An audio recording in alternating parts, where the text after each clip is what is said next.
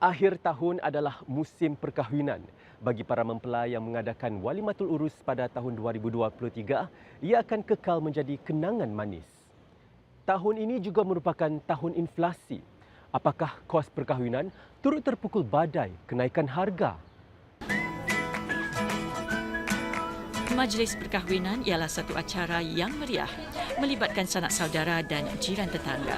Dari kampung ke bawah blok dan hotel mewah, cara dan tempat Walimatul Urus diadakan telah berubah. Pada tahun 2000, rata-rata kos mengadakan majlis perkahwinan ialah sekitar $5,000.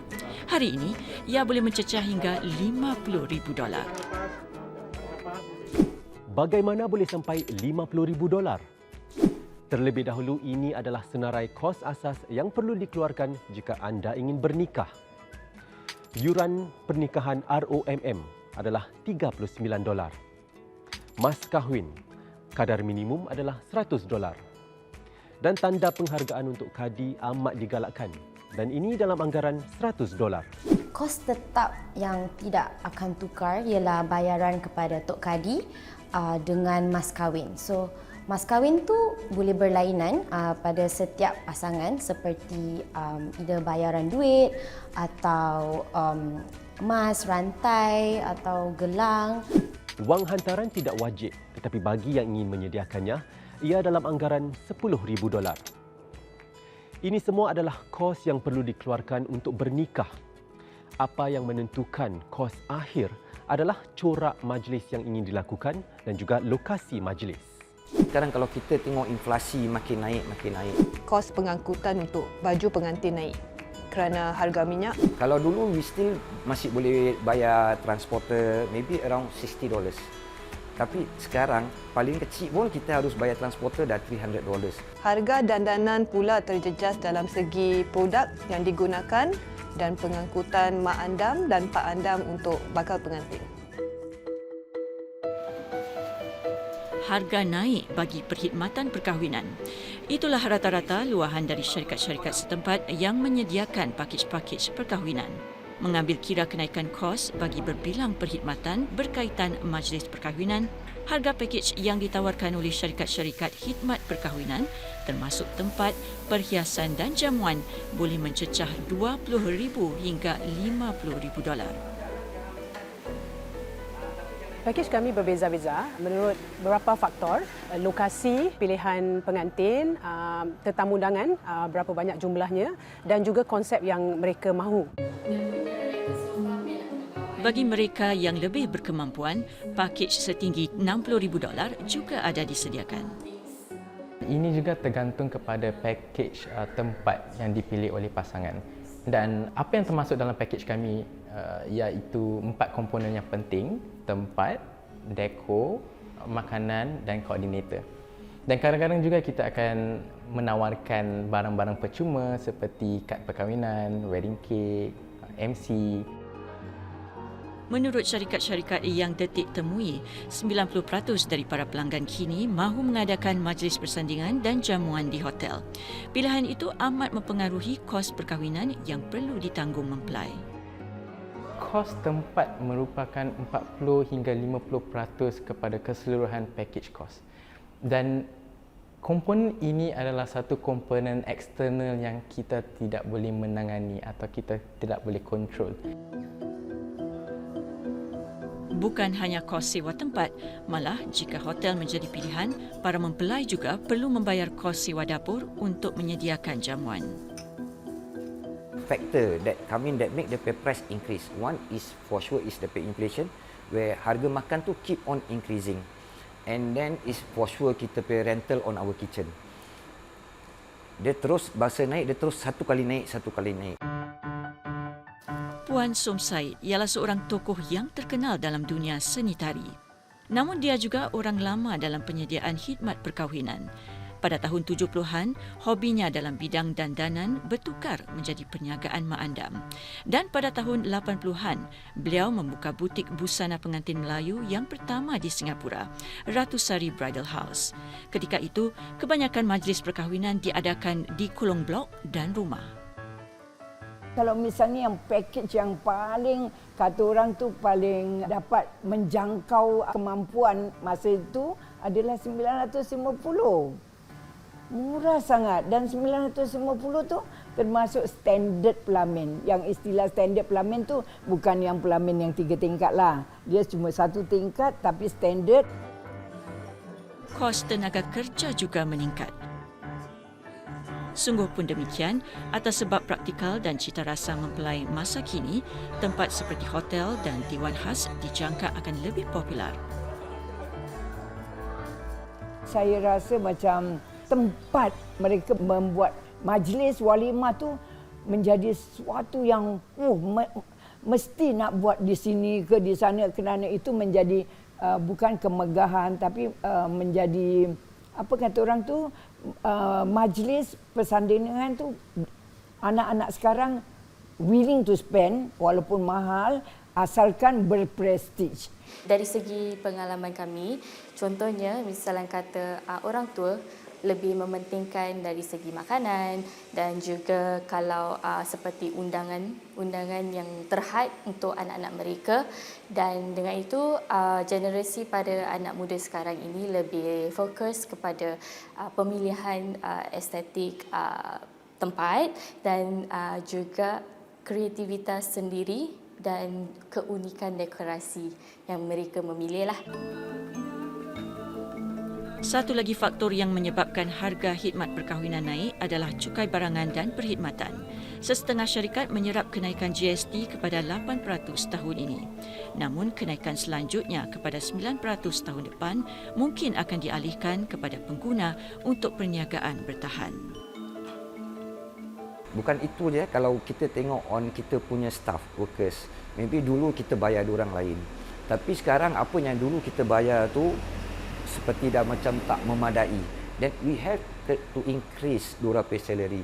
This is some of the punya faktor yang buat harga package tu makin lama makin naik. Lantaran itu, syarikat-syarikat khidmat perkahwinan menjangkakan kos pakej perkahwinan akan naik sekitar 20 hingga 30% pada tahun akan datang. Ini bukan sahaja dalam segi kos makanan ataupun raw material, tapi juga dalam segi kos pengangkutan, gaji pekerja, sewa lokasi dan pelbagai lagi lah. Pada masa yang akan datang, kami akan meningkatkan sikit harga kos untuk mengikuti harga yang semasanya untuk supaya syarikat kita dapat bertahan dan stay relevant lah. Okay, setiap bulan kita akan ada pertemuan tim dan memantau dengan cermat harga-harga yang ada di pasaran, dan kami boleh menjangkakan about 20-30% increase setiap tahun lah. Kos kaki tangan perkhidmatan juga meningkat dengan bayaran yang lebih untuk tugas pembersihan. Sungguh pun demikian, syarikat-syarikat menyedari bahawa kos yang dimampui adalah faktor penting bagi bakal mempelai. Apatah lagi, mereka akan membiayai sepenuhnya perbelanjaan tersebut. Semakin kurang ibu bapa yang mengeluarkan belanja untuk perkahwinan anak-anak mereka. Kalau dulu pengantin booking dengan mak bapak, sekarang kebanyakannya pengantin akan booking sendiri. Kerana payment tu pengantin buat sendiri. So ada at times kita akan jumpa, dia akan bring the parents along untuk jumpa kita. So normally kita akan discuss dengan parents mereka macam seperti parent, oh makan ni tak cukup, kita nak tambah. Selain perancangan teliti, syarikat khidmat perkahwinan juga meneroka cara-cara lain bagi menawarkan pilihan pelbagai kepada para mempelai. Ini bagi menyediakan khidmat yang tetap memuaskan pada harga dimampui.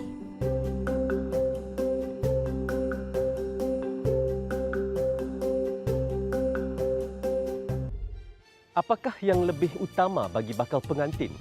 Majlis besar-besaran bagi meraihkan hari paling istimewa atau majlis sederhana bersama anggota keluarga dan kenalan terdekat?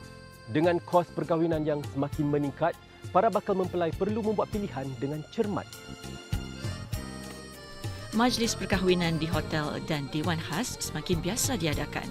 Ia turut menjadi pilihan popular di kalangan pasangan yang ingin berumah tangga.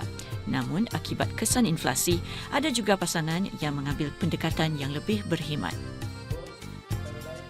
Untuk masa sekarang banyak jemputan couples yang ambil. Dia punya range of number of packs is between 300 to 500.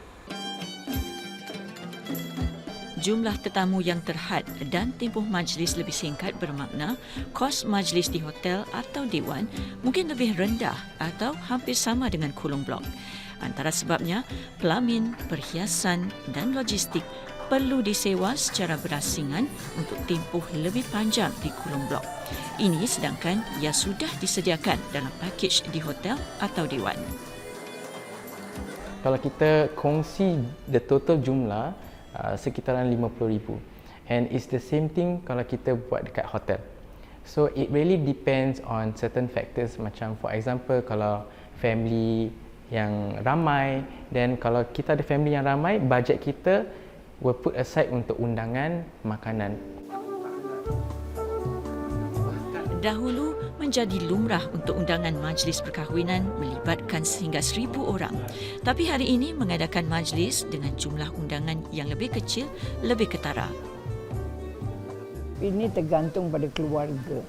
Keluarga yang selalunya insist kan mesti nak jemput keluarga saudara mara, nenek apa, sebelah lelaki, sebelah perempuan.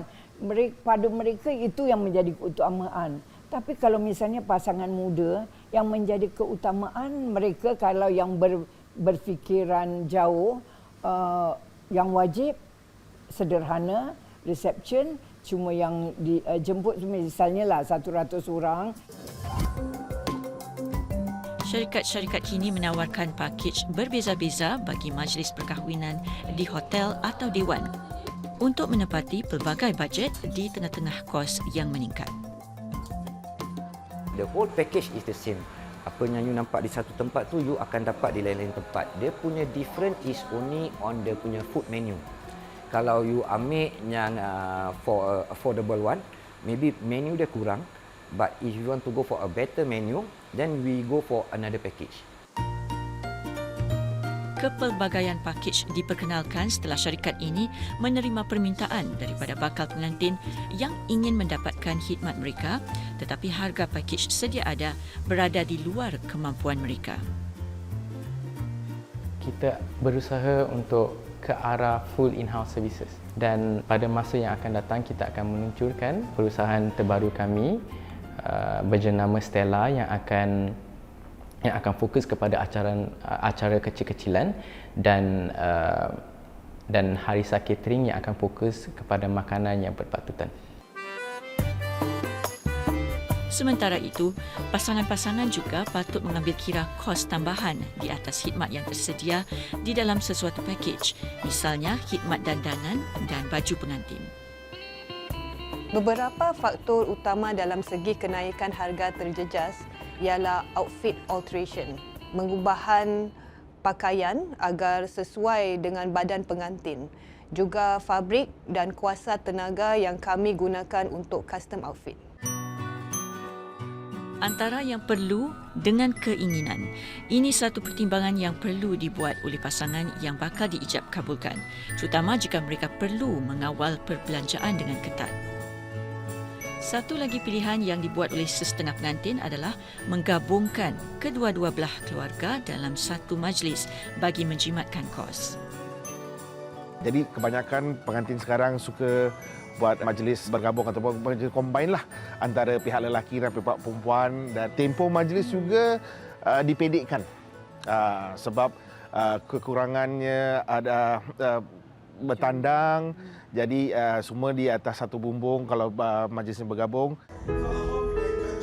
Bayaran bertahap dan ansuran juga disediakan oleh syarikat-syarikat bagi membantu pasangan-pasangan melunaskan bayaran mereka sepenuhnya. Jadi kebanyakan pengantin bila dia ada masa yang terhad, yang mewah untuk mereka merancang untuk majlis mereka, mereka menggemar untuk bayar secara ansuran. Jadi itu yang satu juga cara-cara yang kita galakkan supaya memberi peluang kepada pengantin muda untuk pelajari macam mana nak rancang kewangan untuk simpanan dorang. Jadi more to the financial planning lah.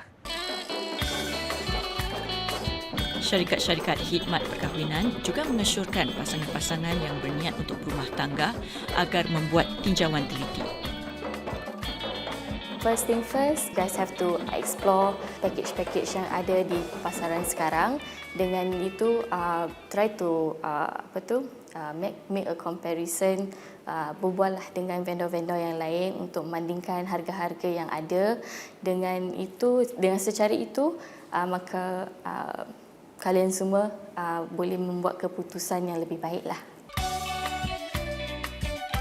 Dengan keputusan yang mungkin melibatkan pelbagai pihak termasuk ibu bapa, komunikasi antara penyedia khidmat dengan bakal pengantin dan keluarga juga penting bagi mengelakkan pertikaian, terutama tentang jumlah undangan dan makanan.